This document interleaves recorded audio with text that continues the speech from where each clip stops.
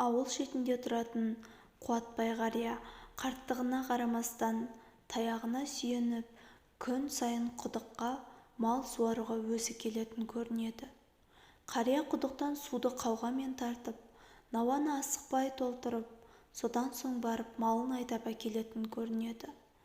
Күндердің күнінде Қуатбай қарт айналып келгенше науадағы су жылан жалағандай болып, қарияға тізелері дірілдеп, күшін сарқып, қайтадан 40 рет иіліп, бүгіліп су тартуға тура келген көрінеді.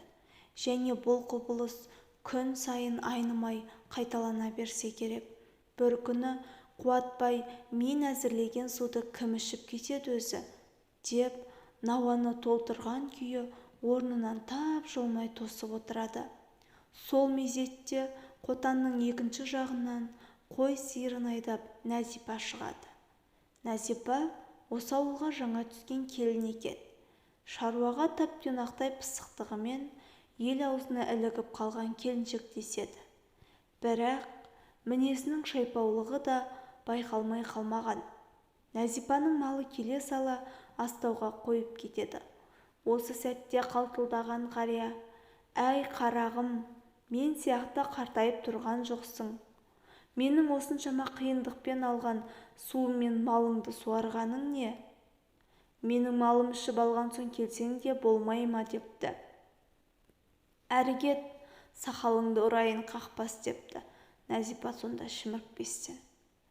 Келіншектің сөз ұқпасын түсінген қария бұдан былай құдық басынан өз малын әбден су ішіп болғанша айналшықтап кетпей құдықты қауғалап жүреді екен. Бір күні қарияның малы құдықтағы суды ішпей үдере тұрып қалады. Бұлар не болды деп суға үңілсе, судың бетінде қызылды-жасылды май қалқып жүргенде болады. Сөйтсе, әлдекім тап-таза құдыққа кәрісін құйып кетіпті. Кімнен келген озбырлық екені белгілі. «Құдай-ай, атам қазақ су ішкен құдығыңа түкірме демеп пе еді?» Құдық басынан жылап оралған Қуатбай қария үйге келген соң мүлдем отыра алмайды. Шұғыл киініп ат арбаға жайғасқан қарт бәйбішесінің «Қайда кеттің?» дегеніне зиратқа деп қысқа қайрады.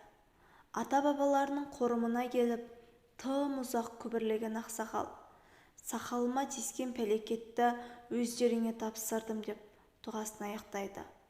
Осыдан кейін көп ұзамай ауыл жұрты Нәзипа сал ауруына шалдығыпты деген хабарды естиді.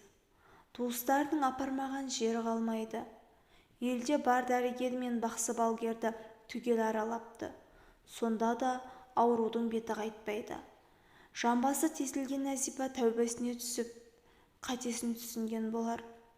Қуатбай қарт дәм-тұзы таусылып, о дүниеге аттанар шағында алдына Нәзипаның қайнағалары келіп: «Уа ата, келінімізге кешу беріп кеткейсің, көресіні көрді ғой» депті. Ауыр дем алып жатқан ақсақал: «Айналайындар, енді өлгермеймін-ау, демім таусылып барады. Мен кешірім беру үшін қайтадан ата-бабалар қорымына барып дұға оқуым керек. Оған енді халім келмейді. Ертерек келулерің керек еді. Кешіктіңдер» деген екен.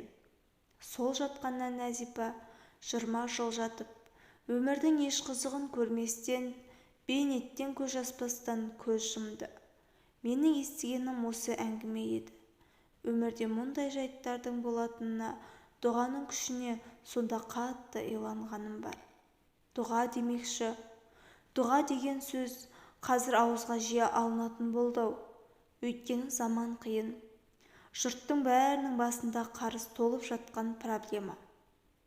Тығырықтан жол іздеп, шатасып, бақсы-балгер іздейтіндер көп. Онда барғандардың бәрінің естейтіні басыңда дұға бар. Дұғаға қатысты өзім көрген тағы бір мысалды тілге тиек етпекпін. Менің көршімнің бауыры полиция қызметкері еді.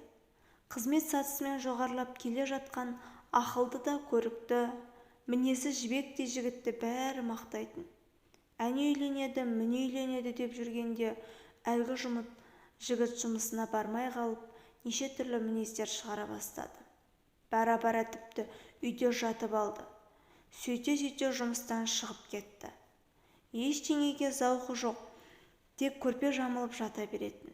Әпкелері жұрттың бауырларың дұғаланған дегеніне сеніңкіремей қояды. Ақыры әлгі жігіт қайтыс болды. Бір күні көрші марқұм болған соң бауырының төсек-орнын жуып тазартып отырды да жастығының тысын сөкті. Жастықтағы мамықтың арасынан бір уыс қара қауырсын шыға келді. «Ойбай» деген көршім біраздан соң маған: «Кезінде балгерлер бауырыңды қара тауықтың қанын шығарып, соның қауырсынымен дұғалапты. Үйіңде тауықтан қалған белгі болса, тауып алуға тырыс деген ескермеп едім» деп налып. «Иә, сондай ауыр ғой. Қаласаң, Бақса Таулының дұға деген далбаса көрінгенімен өмірде әлгіндей мысалдар қаншама».